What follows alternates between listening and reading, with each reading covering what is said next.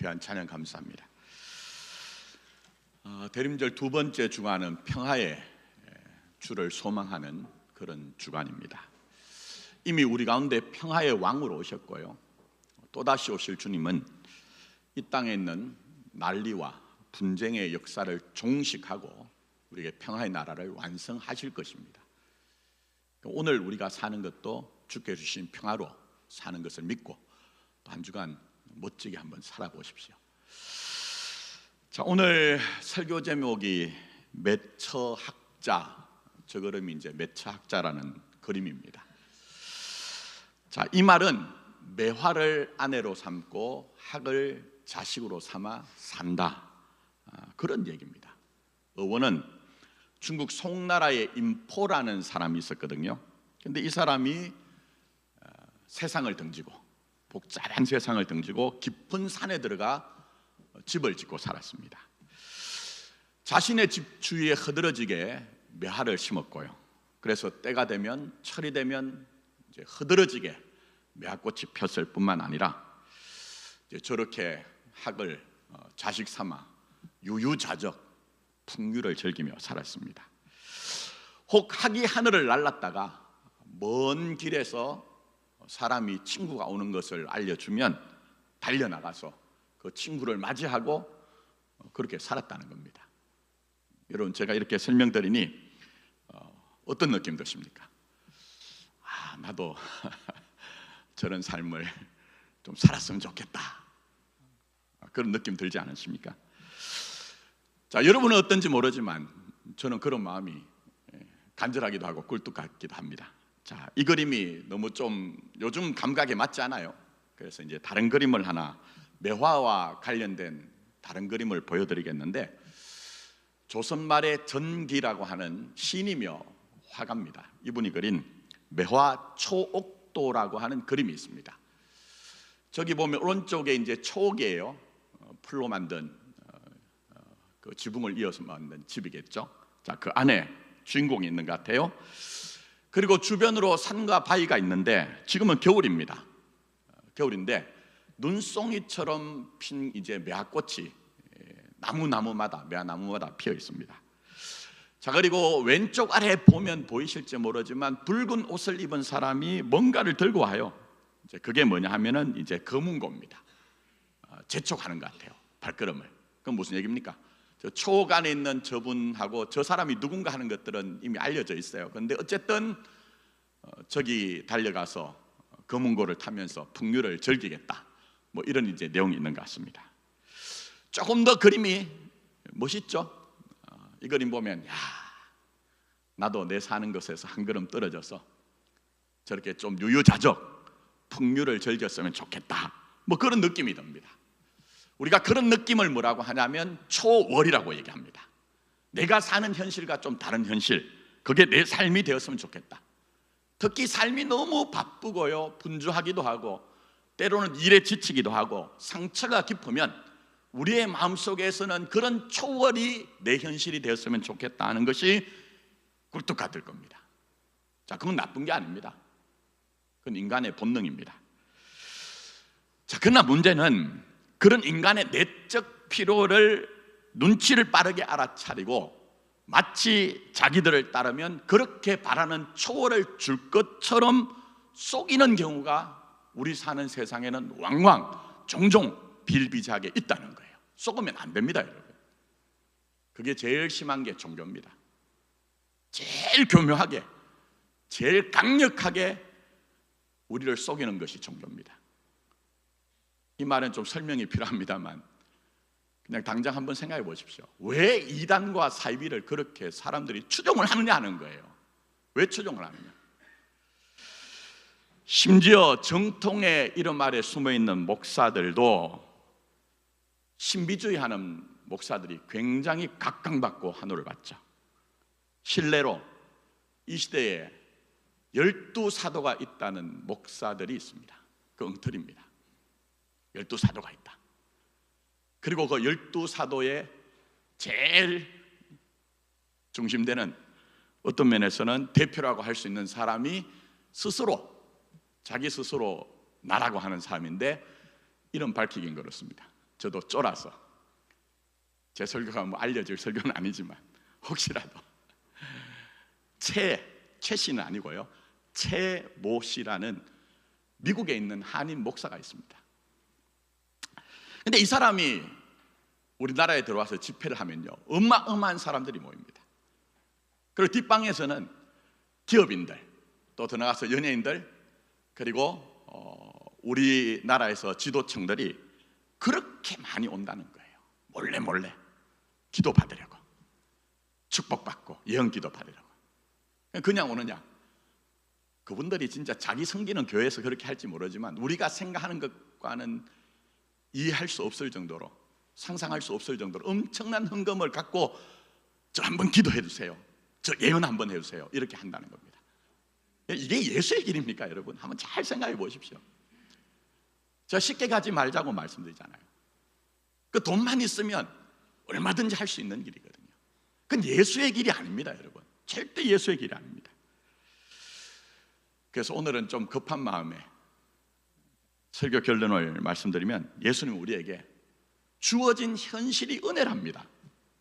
여러분의 주어진 현실이 은혜라고 합니다. 동시에 주어진 현실은 여러분의 믿음의 책임 안에 있다고 분명히 우리에게 말씀하고 있어요.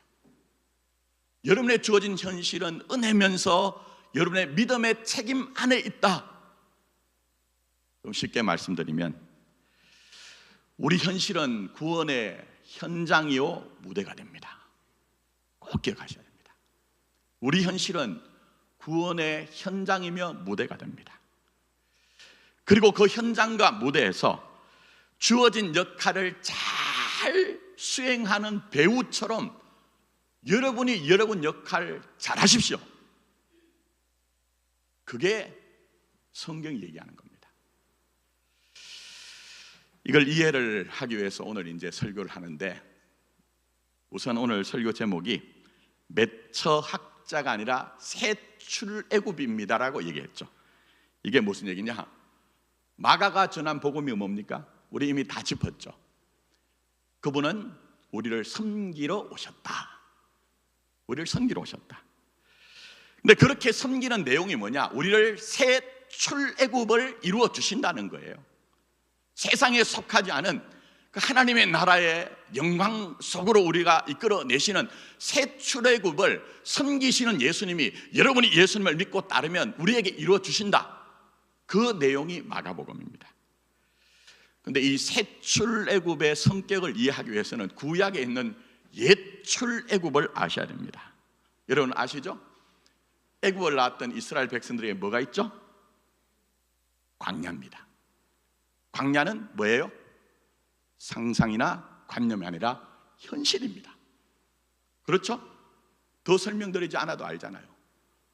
먹는 것, 마시는 것, 입는 것이라는 현실이 문제가 아닌 것이 없습니다. 그 현실에서 이스라엘 백성들이 어떻게 했습니까? 우리가 애굽으로 돌아가자.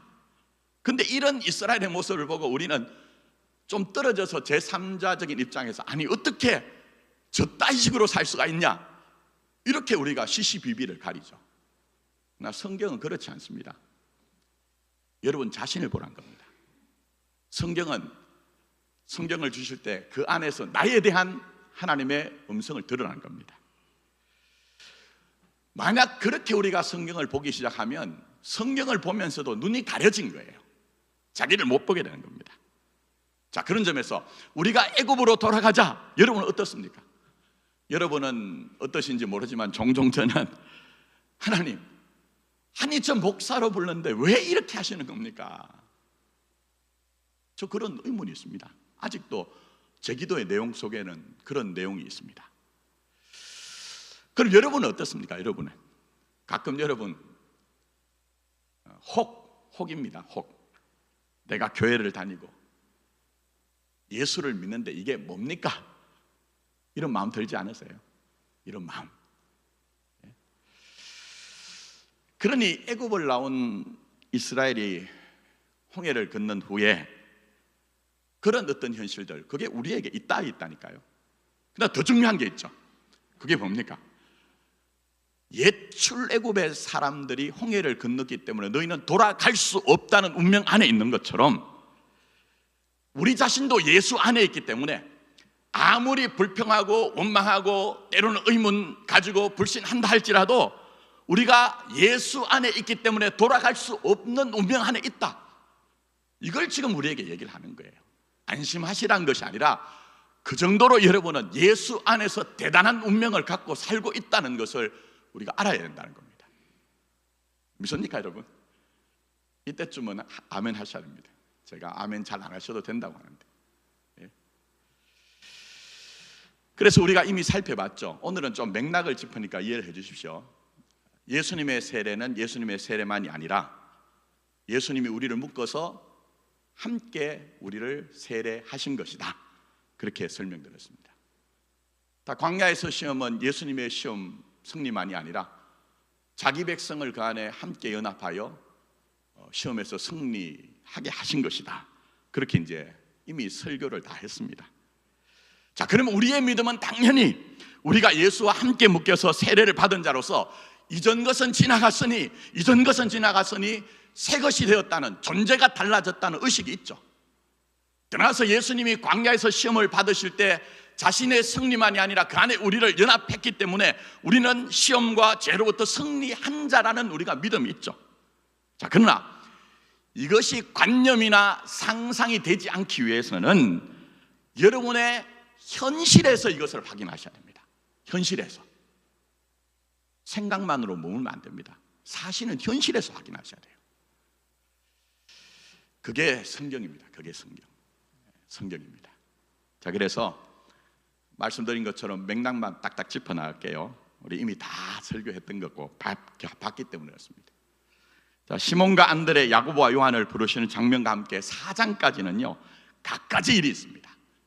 여러 치유의 사건들, 그리고 바리새인과의 논쟁이 나오는데 이건 가부좌 틀고 상상으로 일어난 일이 아닙니다.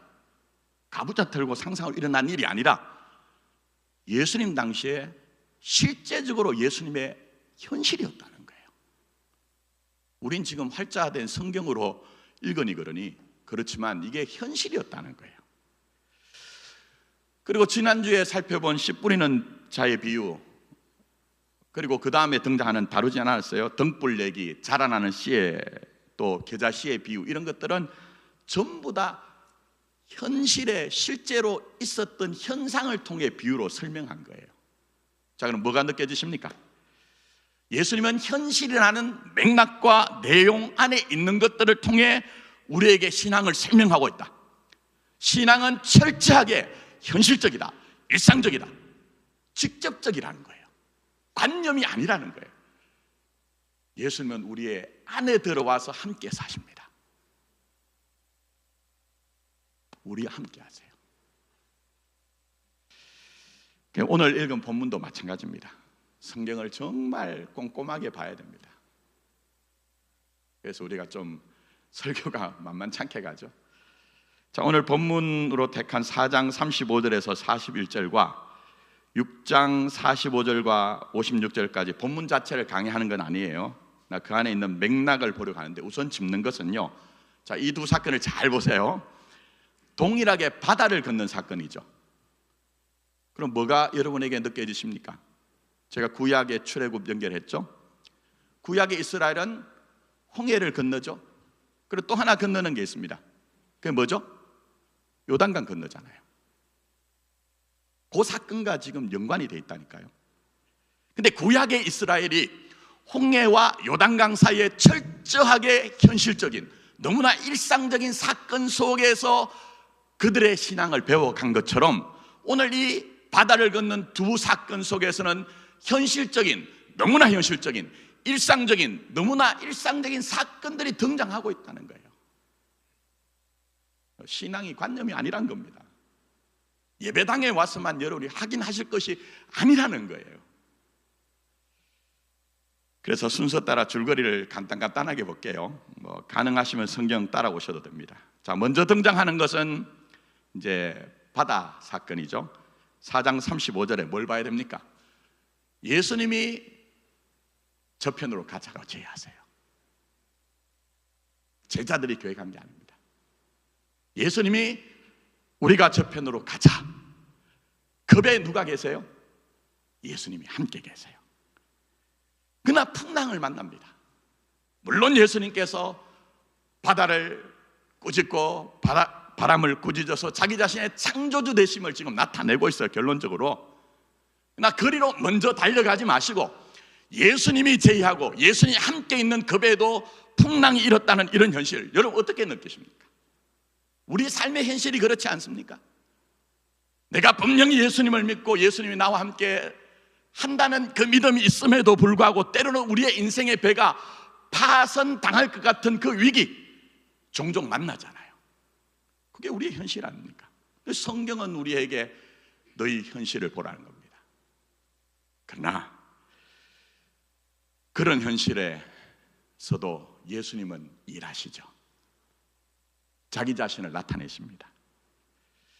그래서 오늘도 우리는 파선당할 것 같은 인생의 위기를 만날 때 더욱더 주를 의지하는 것은 이 하나님의 말씀인 성경을 통해, 그래 제자들도 예수님이 가라고 하신 그 바다를 함께 하셨던 그 배를 탔지만 배가 깨어질 위기가 있었지만 주님께서는 그들이 간절함을 가지고 주를 찾았을 때에 결국 바람을 잔잔하게 하신 것처럼 구원자 되시는 예수님은, 창조주가 되시는 예수님은 우리에게 분명히 그렇게 역사하실 것이야 라고 우리 현실에 적용돼야 되는 것, 우리 일상에 적용돼야 되는 것, 그걸 믿음이라고 얘기하는 거예요. 그걸 믿음이라고 하는 겁니다.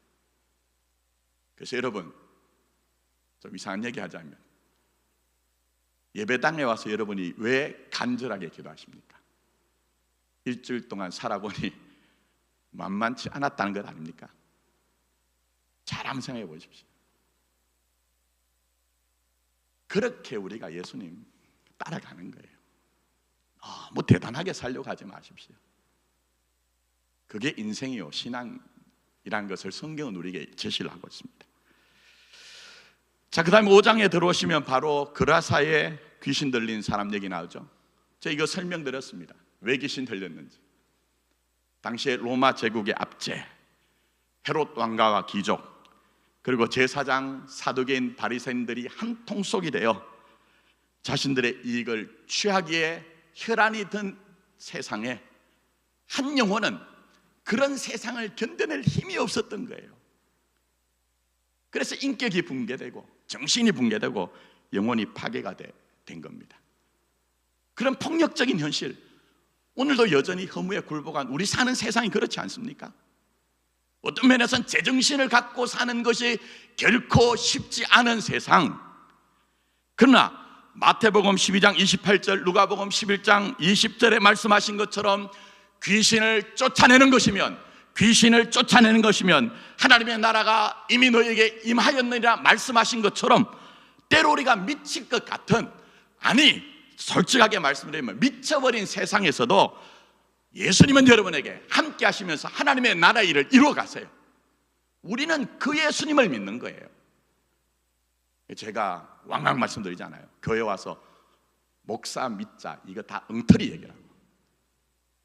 우리 교회 얼마가 됐느냐, 역사가 여러분을 살리는 것이 아니라고. 과거의 명분과 업적이 여러분의 영혼을 온전케 하는 것이 아니라고. 귀신이 쫓겨나가는 것이면 하나님의 나라가 너희 가운데 임하였느니라고 말씀하신 것처럼 이 미쳐 돌아가고 있는 세상에서 우리를 온전케 하시는 분은 오직 예수 한 분밖에 없는 것입니다. 그분만을 따르는 거예요. 그분만. 자, 그 다음에 무슨 사건 등장합니까? 다 볼 수는 없고 야이로의 딸을 살리시는 사건이죠. 야이로가 누굽니까, 여러분? 회당장 중에 하나래요. 이 회당장 중에 하나라는 야이로의 모습에서 우리 자신의 모습이 오버랩이 돼야 됩니다. 영생과 생명을 주셨기 때문에 그 영생과 생명의 부유함과 풍성함과 능력으로 살아야 되지만 오히려 사망의 권세에 눌린 교회와 사망의 권세에서 씨름하고 있는 우리 자신의 모습이 오버랩이 돼야 된다는 겁니다. 그러나 더 중요한 것은 예수님은 그렇게 죽어있는 한 소녀에게 오셔서 달리다쿰 소녀야 일어나라고 말씀하심으로 말미암아 그를 일으킨 것처럼 예수님은 비탄과 비명과 고통 가운데 있는 우리 안에 들어오셔서 우리를 살리고 일으키신다는 거예요. 우리는 그 예수님 믿는 것밖에 없습니다. 근데 여기에 요구되는 것은요, 아무것도 없습니다, 여러분. 전적인 예수님의 은혜죠. 신앙에는 여러분의 조건이 등장할 것이 아무것도 없습니다. 전적인 예수님의 은혜죠. 그리고 더 나가서 조건이 아니라 단 하나 필요한 것들이 있다면 찾아오시는 예수님께 반응하는 겁니다. 응답하는 겁니다. 그걸 믿음, 이렇게 성경은 설명하고 있습니다. 여러분의 진심과 각오가 아니고요, 여러분이 예수님께 어떤 반응을 하느냐, 응답을 하느냐, 그걸 이제 믿음이라고 얘기하는 겁니다. 이건 이미 2021년도에 다 설명했습니다. 제가 그때 요즘 가장 핫하다고 하는 김상옥 교수의 떨림과 울림이란 책으로 인용했죠. 뭐 그대로 인용한 건 아닙니다. 온 우주는 떨림이다, 파동이다. 근데 그 다음에 그 떨림이라고 해놓고 울림이라고 한 것은 뭐라고 했습니까? 제가 그런 설명했습니다. 기억하실 필요도 없고 기억 안 나셔도 자책하지 마십시오. 저도 설교 끝나면 제 설교를 한 주 안에 다 까먹어 버립니다. 윤동주 시인으로 설명했죠. 바람에 이는 잎새 하나에도 뭐라고 합니까? 나는 괴로워했다. 바람에 이는 잎새는 떨림이죠. 떨림. 근데 거기에 그 바람 한 점에 감수성을 가지고 괴로워했다고 할 정도의 감수성이 윤동주 시인을 시인되게 한 것처럼 이 야이로의 사건 다음에 등장하는 한 사건이 있죠. 함께 등장하는 사건입니다. 아시죠? 오랫동안 혈루증을 앓았던 그 여인, 어떻게 합니까?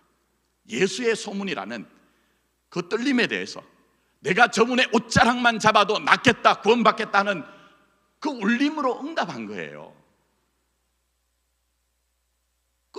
이거는 야이로의 아버지 야이로도 마찬가지 아닙니까, 여러분?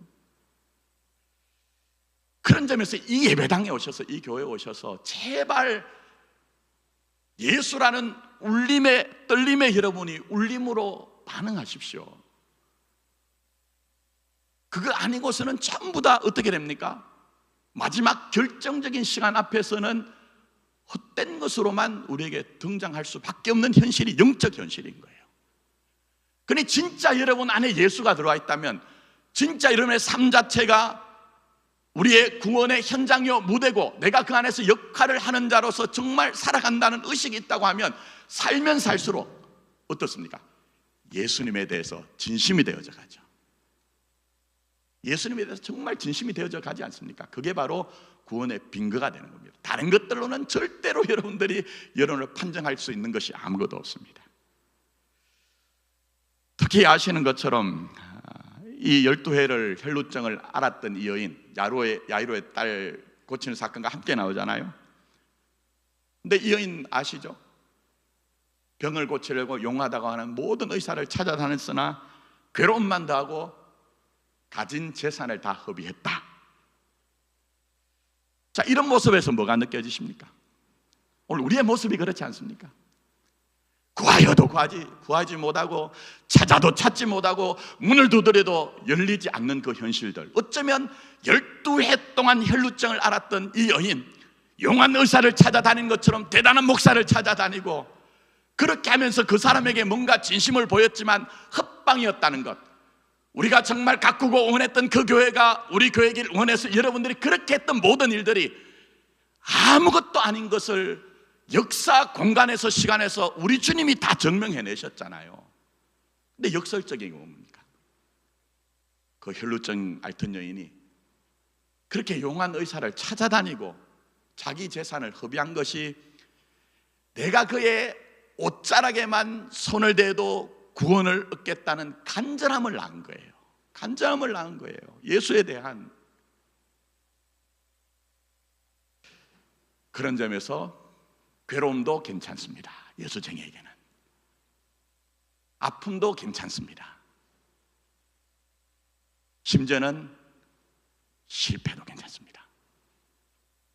예수만 찾는 믿음이 여러분에게 있다고 하면, 그것만 여러분의 시간 속에서 만들어졌다고 하면 그게 귀한 거예요. 소중한 거예요. 그래서 이걸 로마서로 제가 자꾸 연결할 때가 있죠. 제 목회 마지막을 로마서로 새벽 기도를 정리하겠다 공언을 가끔 하지만 로마서 너무너무 중요합니다. 이걸 로마서로 연결하면 어떻게 됩니까? 대표적으로 로마서 외우십시오. 제가 암송에 너무 강박적으로 고통당했던 사람이어서 그걸 별로 좋아하지 않습니다만 이 정도는 외우셔도 됩니다. 로마서 8장 28절, 우리가 알거니와 뭘 압니까? 하나님을 사랑하는 자, 곧 그의 뜻대로 부르심을 입은 자들이 어떻게 돼요? 합력하여, 협력이 아닙니다.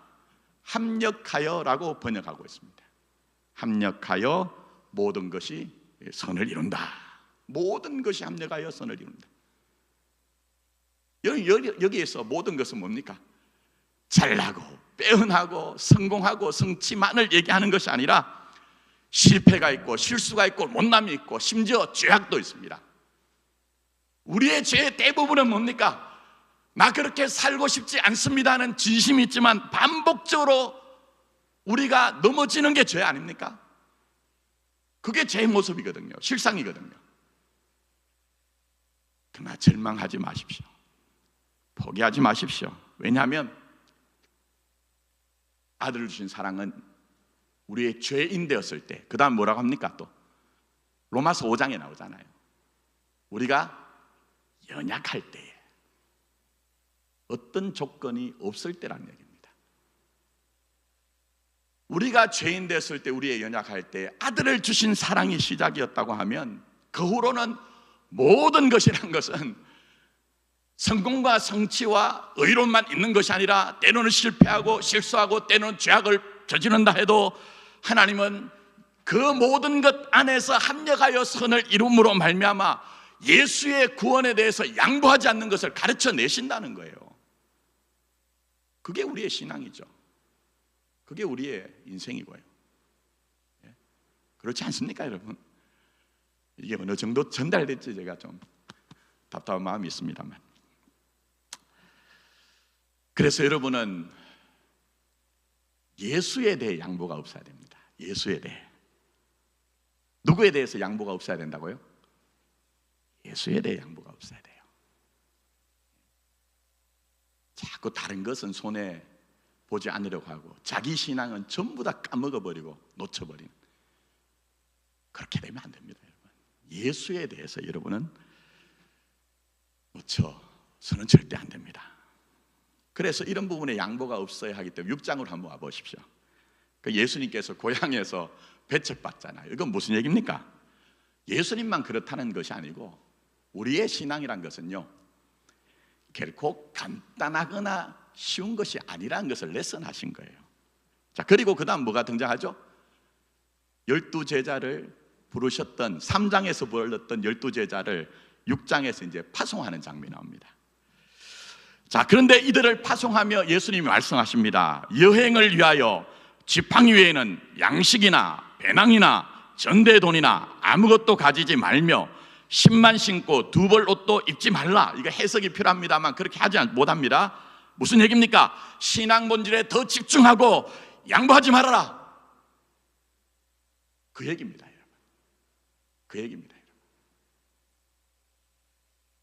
자, 그 정도에 대해서 뭐라고 얘기하시냐, 이렇게 얘기합니다. 너희를 영접하지 아니하고 너희 말을 듣지도 아니하거든 거기서 나갈 때 발 아래 먼지를 떨어버려 그들에게 증거를 삼으라. 이건 무슨 얘기죠?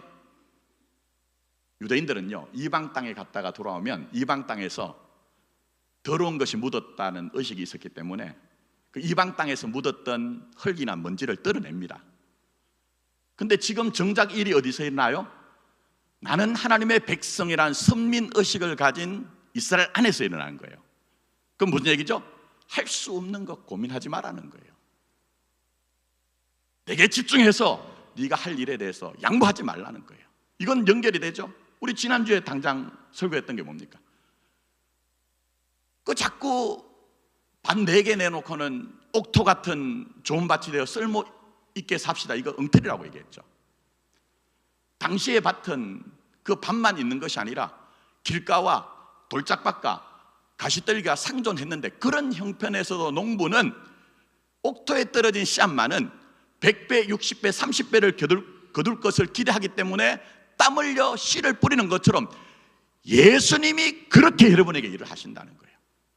그리고 나를 따라 하신 예수님을 따른 여러분도, 우리도 예수님 흉내내 보는 거예요. 흉내내 보는 거예요. 그게 우리 신앙이고 인생 아닙니까? 뭘 교회 와서 여러분이 찾는지를 모르겠어요. 많은 경우에.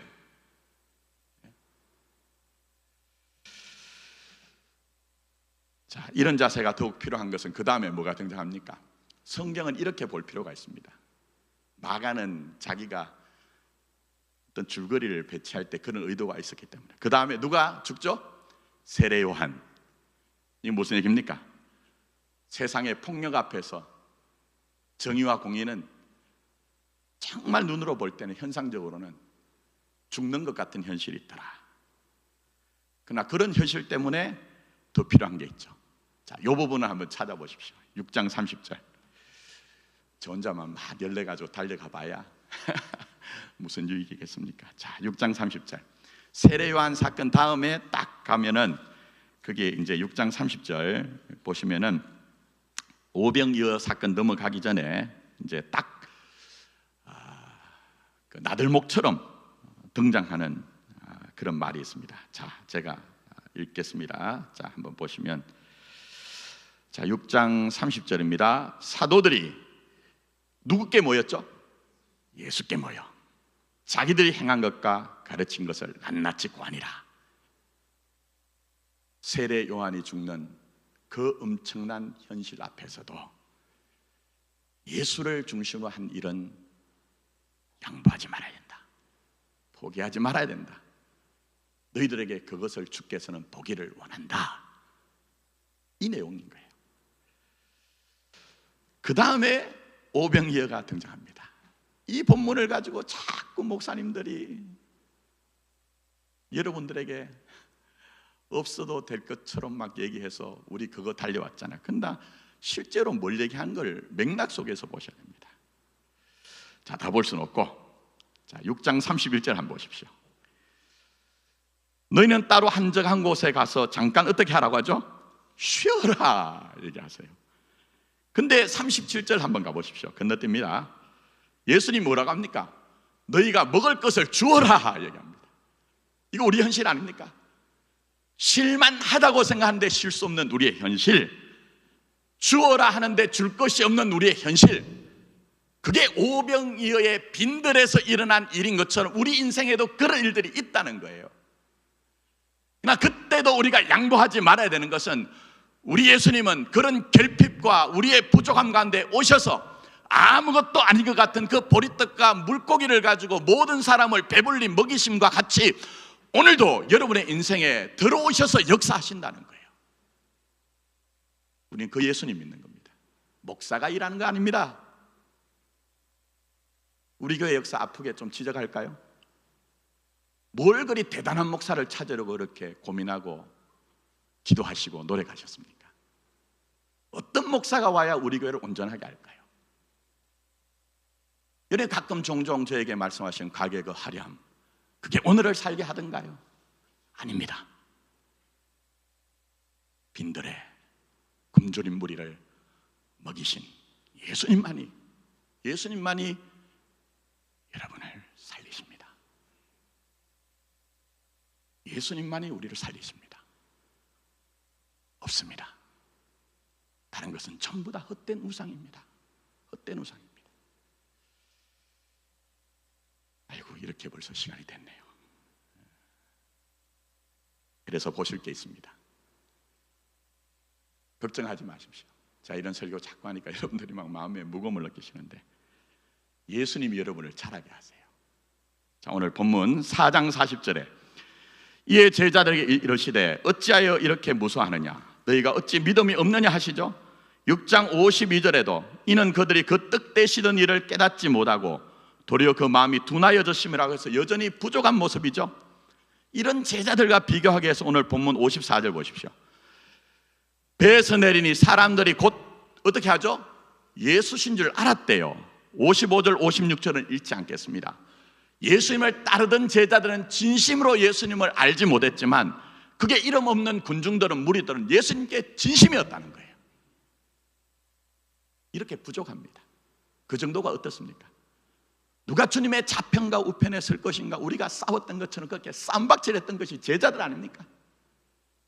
십자가라는 결정적인 시간 앞에서 전부 다 뿔뿔이 흩어지고 예수님을 부인했던 것 아닙니까? 그러나 예수님은 십자가 부활에 연합하여 그들을 부활의 정의로 만들어내십니다. 만들어내십니다. 되고자 한 것이 아니라 만들어내신 거예요. 그런데 예수는 누구십니까?